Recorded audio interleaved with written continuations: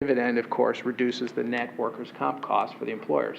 So if you take some of that investment portfolio and transfer it to PERS, that means that there may be some impact on workers' comp premiums. One thing to note, though, is Oregon has among the lowest workers' comp premiums in the United States.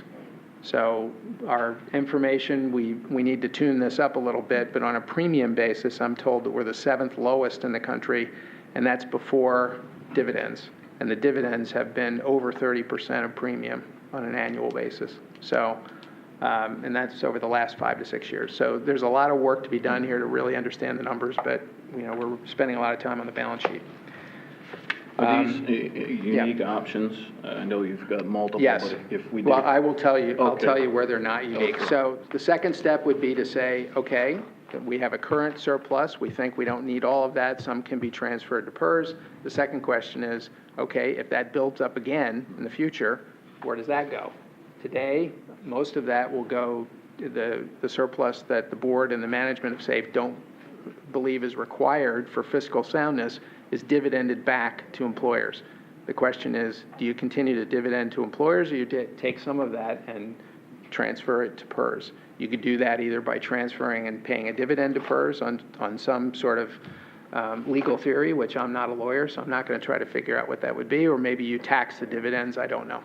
Okay, so that would be the second one. These are not mutually exclusive. Okay? The third step would be that you think about managing SAIF a little differently. And once again, this one's not entirely clear what this would mean, but today, as I understand it, SAIF's mission basically is focused on employers and workers.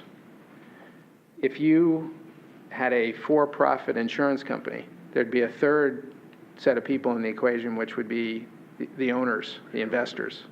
In this case, you could argue, and this is again in the legal gray zone here, but you could argue that the owners of SAIF are the citizens of Oregon. So if you said there are not just 2 constituencies for SAIF, there's actually 3 constituencies for SAIF, and that's the citizens of Oregon, the employers, and the workers, you might price the premiums differently, you might deploy capital differently, and without, again, going into all of the granularity of this, there would probably be some evolution of the operating approaches which might generate resources for the citizens of Oregon. And the impact would probably fall on the employers, and there was no thought in here that it would fall on workers, but of course, as a for-profit company, you might make different decisions around some of the things, some of the services you provide to workers.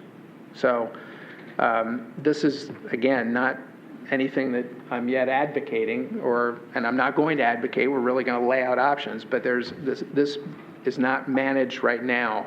There's really no shareholder or ownership stake in the way this is managed. Okay?